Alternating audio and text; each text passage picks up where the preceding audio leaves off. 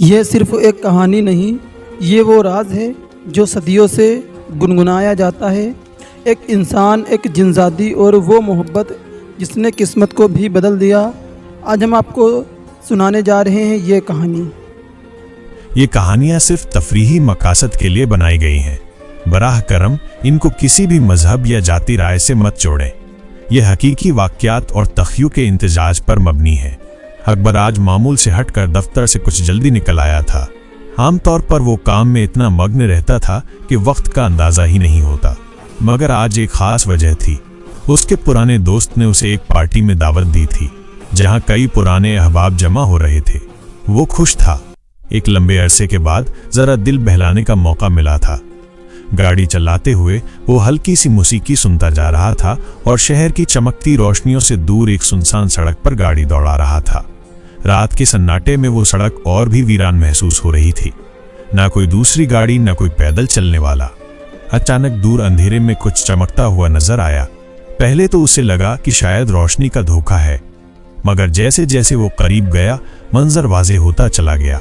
सड़क के किनारे एक दुल्हन सुराख लिबास में खड़ी थी। उसके कपड़े चमक रहे थे और वो तन्हा खड़ी थी। अकबर की आंखें हैरत से फैल गईं। दिल में खौफ का हल्का सा लहर आया, मगर तजुर्बा उस पर गालिब आ गया। उसने गाड़ी रोक दी। दुल्हन के करीब जाकर उसने देखा कि वो बेहद खूबसूरत थी।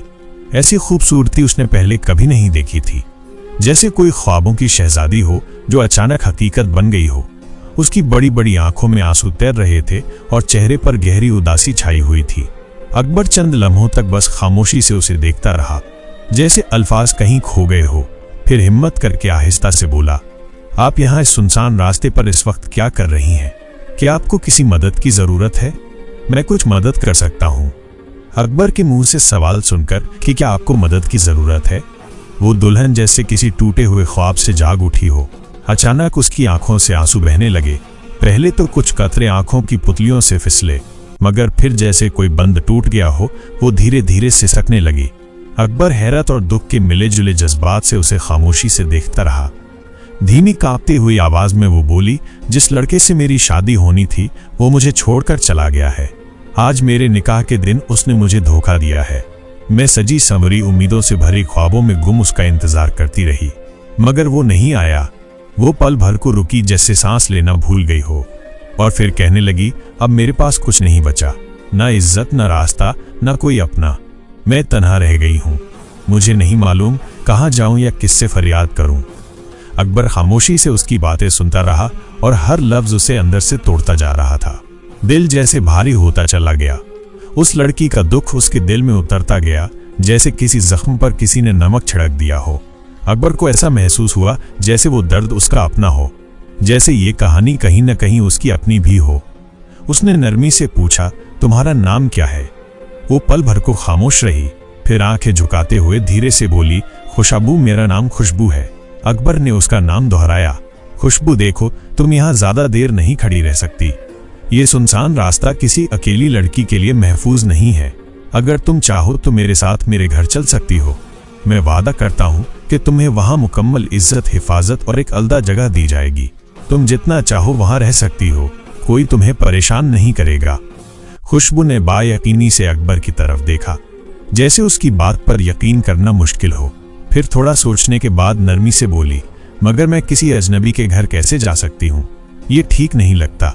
लोग क्या कहेंगे? मैं आपके घर कैसे रह सकती हूँ? अकबर की नजरें उसके चेहरे पर जम गई और वो एक लम्हे को चुप हुआ।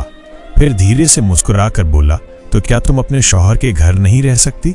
अगर मैं तुमसे शादी कर लूं तो तुम मेरे घर में मेरी बीवी की हैसियत से रह सकती हो। ये अल्फाज जैसे हवा में तिरने लगे। खुशबू की आंखें हैरत से फैल गईं और वो कहीं दूर ख्यालों की गहराइयों में खो गई। वो न हाँ कह पाई, न इनकार कर सकी। शायद वो अपने दिल के अंदर झांक रही थी, या शायद इस वक्त उसके पास वाकई और कोई रास्ता नहीं बचा था। रात गहरी होती जा रही थी और दुनिया सो चुकी थी। इस वीरान रास्ते पर अब सिर्फ वो दो लोग थे, अकबर और खुशबू, और एक लम्हा जो दोनों की जिंदगी बदलने वाला था। कुछ देर तक खामोश रहने और आंखों में कई सवाल लिए खुशबू सोचती रही। अंधेरे, सन्नाटे और बेयकीनी के बीच एक अनजानी रोशनी की किरण उभरती महसूस हो रही थी। आखिरकार शायद मजबूरी, शायद तकदीर, या शायद अकबर की सच्चाई ने उसे कायल कर लिया। वो धीरे से सर झुकाकर बोली, हाँ ठीक है। अकबर के चेहरे पर एक नरम सी मुस्कुराहट उभरी। कुछ लम्हे पहले जो शख्स एक दोस्त की पार्टी में जाने का इरादा रखता था, अब जिंदगी के सबसे बड़े फैसले की तरफ बढ़ रहा था, अपने निकाह के लिए। दोनों खामोशी से सड़क पर आगे बढ़ने लगे। रात खामोश, ठंडी और बोझिल थी, जैसे खुद रात भी इस लम्हे की संजीदगी को महसूस कर रही हो। निकाह सादगी से अंजाम पाया। गवाह दो अजनबी बने जो खुद भी हैरान थे कि इस गहरे लम्हे का हिस्सा कैसे बन गए। अकबर ने खुशबू को इज्जत से अपने घर ले आया। अकबर का घर सादा मगर साफ सुथरा था। न कोई कीमती फर्नीचर, न चमकती रोशनियों वाले कमरे, मगर हर चीज में सुकून और तरतीब झलक रही थी। अकबर तन्हा रहता था, बरसों से एक मामूली जिंदगी गुजार रहा था। वो दफ्तर जाता, वापस आकर सादा सा खाना बनाता और किताबों या खामोशी से दिल बहलाता। उसके पास दौलत नहीं थी, लेकिन किरदार की अमीरी जरूर थी। उसने खुशबू को एक अलहदा कमरा दिया। नरम लहजे में बोला, देखो खुशबू, मैं जानता हूं कि इस रिश्ते को यूं अचानक कबूल करना तुम्हारे लिए आसान नहीं होगा। मैं तुम पर कोई दबाव नहीं डालूंगा, तुम्हें वक्त दूंगा। जब तुम दिल से इस रिश्ते को निभाने के लिए तैयार हो जाओ, तभी हम इसे आगे बढ़ाएंगे। ये सुनकर खुशबू के चेहरे पर पहली बार एक हल्की सी मुस्कुराहट उभरी। वो हैरान थी कि दुनिया में ऐसे लोग भी मौजूद होते हैं जो बगैर किसी गरज के किसी की इज्जत का ख्याल रखते हैं। अकबर की सच्चाई, नरमी और खुलूस दिल से खुशबू प्रभावित होने लगी। उसका दिल धीरे धीरे इस अजनबी की तरफ माइल होने लगा जो अब उसका शौहर था, लेकिन जबरदस्ती नहीं बल्कि इज्जत और बर्दाश्त के साथ। अगले दिन जब अकबर सोकर उठा तो रोजमर्रा के मामूल के मुताबिक बिस्तर से निकलते हुए उसकी नजर तकिए के नीचे गई। वहां एक सोने का चमकता हुआ सिक्का पड़ा था। वो हैरत में डूब गया। उसने सिक्के को हाथ में लिया और धूप की किरण में उसे देखता रहा, जैसे यकीन नहीं आ रहा हो। ये कहां से आया? उसने खुद से सरगोशी की। पहले तो कभी ऐसा नहीं हुआ। पहला ख्याल आया कि खुशबू से पूछे, मगर फौरन ही दिल में हिचकिचाहट आ गई। नहीं, अभी पूछना ठीक नहीं होगा, कहीं वो ये न समझे कि मैं उस पर शक कर रहा हूं। उसने सिक्का एहतियात से उठाकर अलमारी में रख दिया, खुद को संभाला और मामूल के मुताबिक दफ्तर के लिए रवाना हो गया। मगर उसका जहन अब भी उस सुनहरे सिक्के में उलझा हुआ था, जिसका आना एक नए राज की इब्तिदा बन रहा था। शाम ढल चुकी थी। सूरज की आखिरी किरणें आसमान पर सुनहरी झलक छोड़कर गायब हो रही थी। जब अकबर थकाहारा दफ्तर से वापस लौटा, जैसे ही उसने दरवाजा खोला, एक मानूसी खुशबू ने उसका इस्तकबाल किया। सालन, ताज़ा रोटी और मसालों की महक पूरे घर में फैली हुई थी। वो हैरत से अंदर दाखिल हुआ तो देखा कि डाइनिंग टेबल पर अनेक किस्म के खाने सजे थे। दाल, गोश्त, चावल, सलाद। अकबर की आंखों में खुशगवार हैरत तैरने लगी। ये सब तुमने बनाया है? उसने खुशबू से पूछा। खुशबू ने मुस्कुराकर जवाब दिया, जी। दोनों ने साथ बैठकर खाना खाया। अकबर हर नेवाले के साथ हैरान होता जा रहा था। वो जायका, वो तरतीब, वो खुलूस, ऐसा खाना उसने जिंदगी में कभी नहीं छका था। उसे यूं लगा जैसे वो सिर्फ खाना नहीं खा रहा, बल्कि किसी मोहब्बत से सजे ख्वाब को महसूस कर रहा हो। खाने के बाद दोनों बैठकर बातें करते रहे। वो एक दूसरे से हंसी खुशी अपनी पसंद नापसंद, बचपन की यादें और जिंदगी के छोटे छोटे वाकयात बांटने लगे। गुफ्तगू का वो मुख्तसर सा वक्त दिन की थकान, तलखी और तन्हाई को कहीं दूर ले गया। ऐसा लग रहा था जैसे जिंदगी में एक नया रंग भर रहा हो। रात गए, वो दोनों अपने अपने कमरों में जाकर सो गए। दिल में एक सुकून और अजनबियत की जगह आहिस्ता आहिस्ता कुर्बत लेती जा रही थी। लेकिन अगली सुबह एक और हैरत अकबर का इंतजार कर रही थी। जब वो जागा और बिस्तर से उठने लगा तो अचानक उसकी नजर दोबारा तकिए के नीचे पड़ी एक चमकती चीज पर गई। उसने चौंक कर हाथ बढ़ाया और उठाकर देखा तो वहां एक और सोने का सिक्का था। अब की बार वो वाकई हैरत ज़दा रह गया। ये इत्तेफाक नहीं हो सकता, ना ही कोई मजाक। आखिर ये सोने के सिक्के कहां से आ रहे हैं? उसके दिल में सवाल गूंजने लगे। उसने वो सिक्का भी उठाया, कुछ देर उसे घुमा फिरा कर देखा और फिर आहिस्ता से अलमारी खोली और पिछले सिक्के के साथ रख दिया। अब उसके जहन में एक उलझन पैदा हो चुकी थी। इस वाक्य में कोई राज था, मगर वो राज क्या था? ये सब कुछ महज इत्तेफाक था या किसी पोशीदा हकीकत का इशारा? अकबर ने एक गहरी सांस ली, चेहरे पर उलझन के साए दफ्तर जाने की तैयारी करने लगा। मगर दिलो दिमाग में अब सिर्फ काम नहीं बल्कि सोने के वो पुरअसरार सिक्के और उनसे जुड़ी कोई अनकही कहानी गर्दिश कर रही थी। वक्त गुजरता गया, और अकबर और खुशबू की जिंदगी आहिस्ता आहिस्ता एक नई डगर पर चलने लगी। जिस घर में कभी तन्हाई का राज था, अब वहां हर रोज नई उम्मीद, नई रोशनी जगमगाने लगी थी। अकबर हर सुबह जागता और सोने का एक चमकता हुआ सिक्का उसके बिस्तर से मिलता। एक ऐसा राज जिसने उसकी जिंदगी बदल कर रख दी थी। पहले मामूली तनख्वाह पर गुजर बसर करने वाला अकबर अब आहिस्ता आहिस्ता खुशहाल होने लगा। उसने घर में नई चीजें खरीदना शुरू कर दी, फर्नीचर, आधुनिक किचन की चीजें, नए पर्दे। उसका सादा सा घर अब एक आरामदेह, खुशियों से भरा हुआ आशियाना बन चुका था। फिर एक दिन खुशबू ने अकबर को वो खुशखबरी सुनाई जिसका हर शौहर शिद्दत से मुंजिर होता है। अकबर, आप बाप बनने वाले हैं। ये सुनकर अकबर की आंखों में खुशी की चमक आ गई। वो जैसे पल भर में दुनिया की सारी फिक्रें भूल चुका था। उस लम्हे से उसकी जिंदगी का महवर सिर्फ खुशबू और आने वाला बच्चा बन गए। वो हर रोज खुशबू की जरूरतों का ख्याल रखता, उसे अच्छे खाने खिलाता, डॉक्टर के चेकअप पर साथ जाता और रात को देर तक उसके पास बैठा उसके हाथ थामे मुस्कुराता रहता। 9 महीने बीते और फिर एक दिन वो लम्हा आया जिसने अकबर की जिंदगी को मुकम्मल कर दिया। खुशबू ने 2 जुड़वा बेटियों को जन्म दिया। नन्हे हाथ, मासूम चेहरे और पहली बार दुनिया की हवा में सांस लेते हुए उनकी चीखें घर में गूंजने लगी।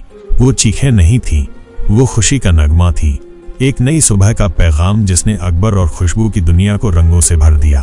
घर में अब सिर्फ मोहब्बत और हंसी की आवाजें थीं।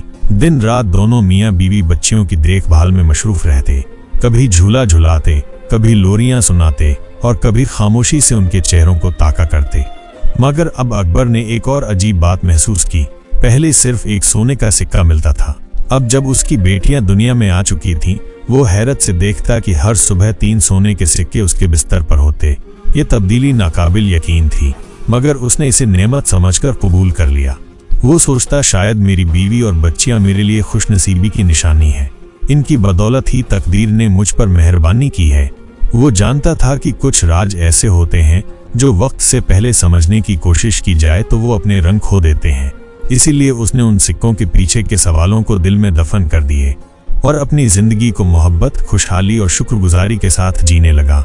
मगर तकदीर के पास शायद अभी कुछ और कहानियां बाकी थीं। खुशबू के आने के बाद अकबर की जिंदगी जैसे जन्नत बन गई थी। हर दिन नई रोशनी, हर रात नई उम्मीद लेकर आती थी। अकबर का मानना था कि उसने वो सब कुछ पा लिया है जिसका ख्वाब हर इंसान देखता है, मगर वो ख्वाब बहुत कम लोगों की ताबीर बनता है।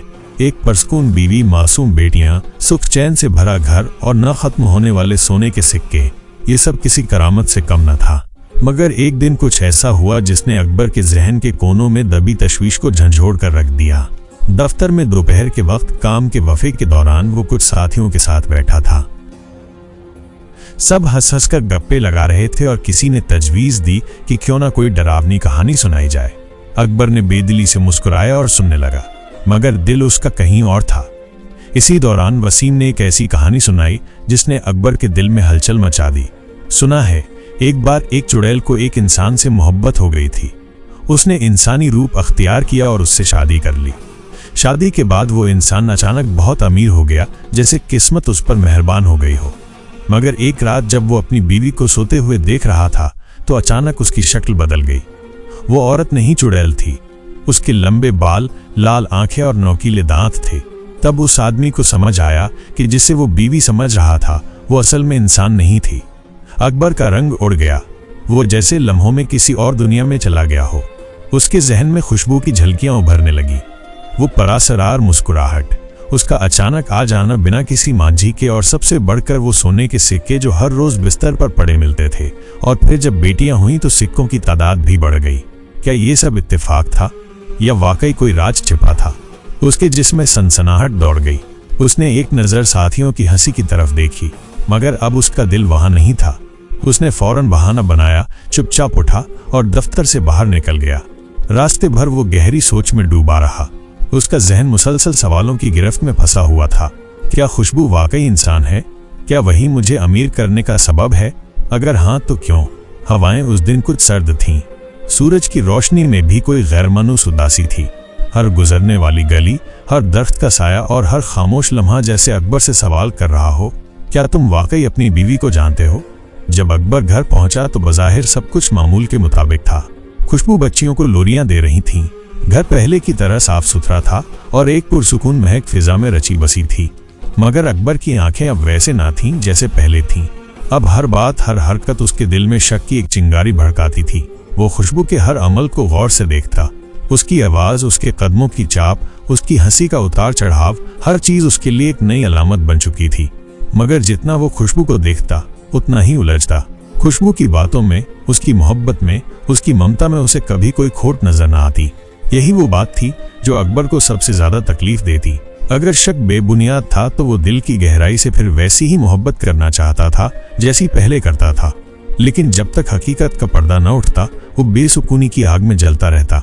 इसी कश्मकश ने उसे एक दिन दफ्तर से जल्दी निकलने पर मजबूर किया। वो सीधा शहर के एक पुराने और मारूफ आस्ताने बाबरी पहुंचा, जहां के इमाम साहब रूहानी मामलात में निहायत फहम और फिरासत रखने वाले समझे जाते थे। इमाम साहब ने अकबर को निहायत गौर से सुना और जब उसने सोने के सिक्कों, खुशबू के आने और अपनी जिंदगी में आने वाली गैर मामूली तब्दीलियों का जिक्र किया तो इमाम साहब ने एक तवील खामोशी इख्तियार की।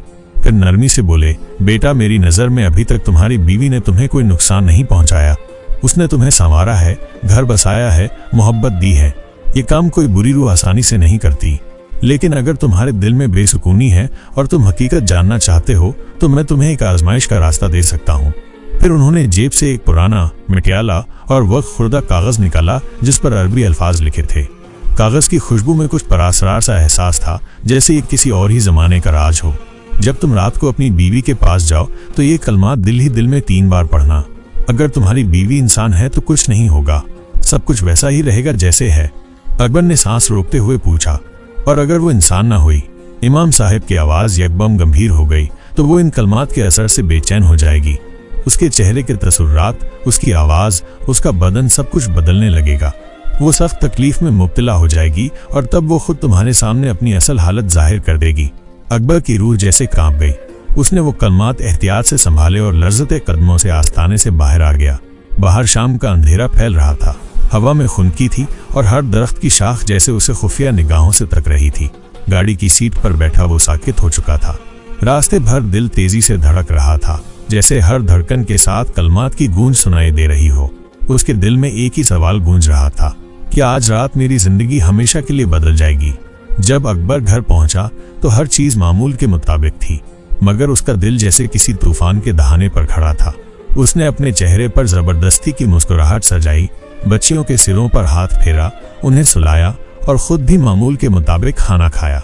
मगर आज का हर लम्हा आखिरी सा लग रहा था। दिल में एक ऐसी बेचैनी थी जो उसके चेहरे से साफ आया थी। जब रात गहरी हो चुकी और घर खामोशी में डूबा हुआ था, अकबर आहिस्ता से उसके कमरे में दाखिल हुआ। वो सादा सी सफेद चादर ओढ़े नरम रोशनी में बैठी थी।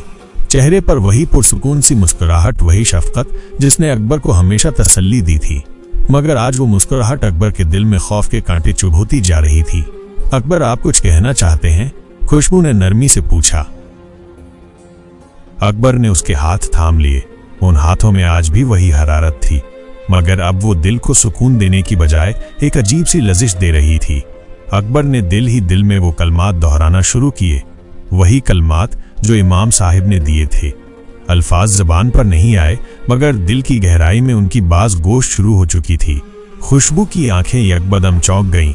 उसके चेहरे के तासुरात बदलने लगे, जैसे कोई अंदर से तड़पने लगा हो। अकबर, आप ये क्या पढ़ रहे हैं? उसकी आवाज़ कपकपा रही थी और बदन हल्के हल्के लड़ने लगा था। बराह, एक करम बंद करें, मुझे तकलीफ हो रही है। अकबर की आंखों से आंसू टपकने लगे, मगर वो पढ़ता रहा। कांपती आवाज में, आंखों में बेयकीनी, दिल में दर्द, जबान पर कलमात। वो जानना चाहता था कि हकीकत क्या है।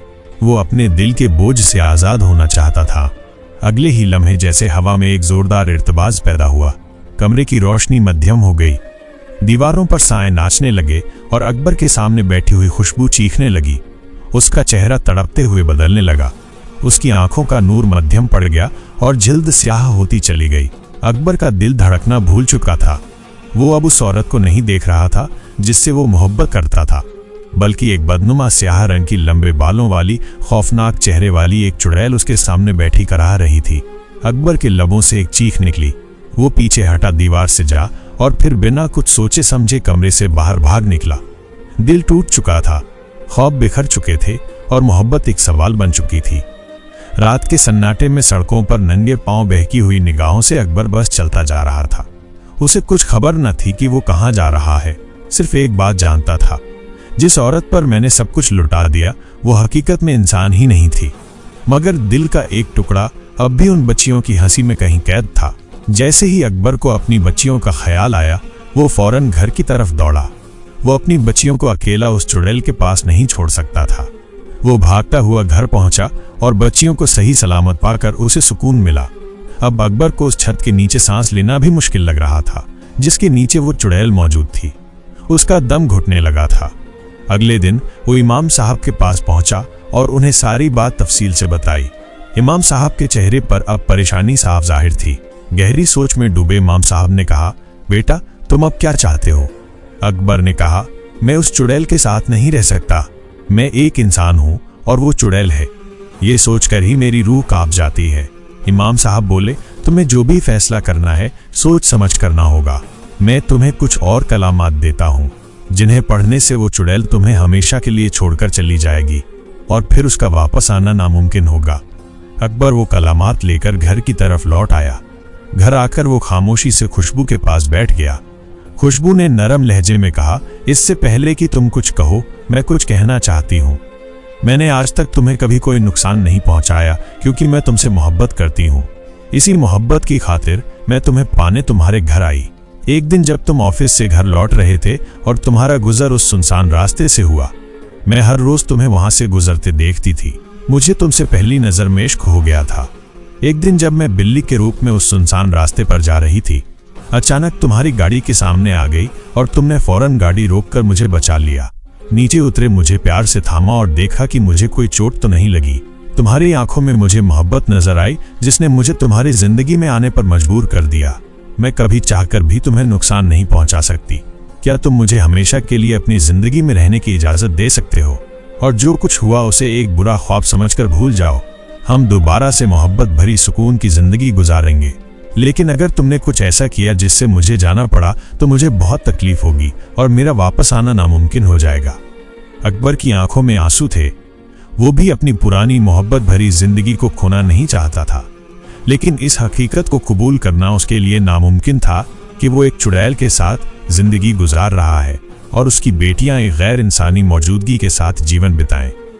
इसी कश्मकश और दर्द ने उसे मजबूर किया कि वो इमाम साहब के दिए हुए कलामात पढ़ने लगा, और जैसे ही उसने कलामात दिल में दोहराए, खुशबू शदीद तकलीफ में मुब्तला हो गई। फिर अपनी असल बदसूरत शक्ल में आकर चीखने लगी और धुएं में गायब हो गई।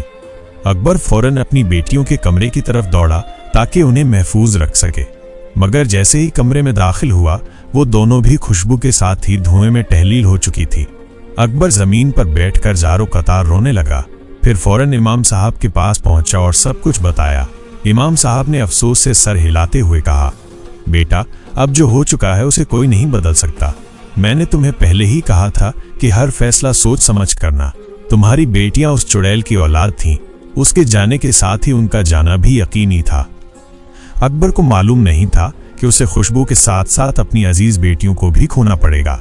अब वो अंधेरे कमरे में तन्हा बैठा रहता, अपनी किस्मत को कोसता, दिन रात अपनी बीवी और बेटियों की जुदाई में आंसू बहाता और दिल में एक ही सवाल गूंजता रहता, क्या मैंने गलती की? क्या मुझे खुशबू की बात मान लेनी चाहिए थी? क्या हम वाकई एक बार फिर सुकून की जिंदगी गुजार सकते थे? अब ये हकीकत उसके दिल का रोग बन चुकी थी। तो दोस्तों, ये थी हमारी आज की कहानी। अगर इसी तरह की कहानियाँ सुनना आपको पसंद है तो प्लीज़ हमारे चैनल हुसैन डेली शॉर्ट्स को सब्सक्राइब ज़रूर करें और बेल आइकन को दबाना ना भूलें। फिर मुलाकात होगी एक और नई वीडियो में।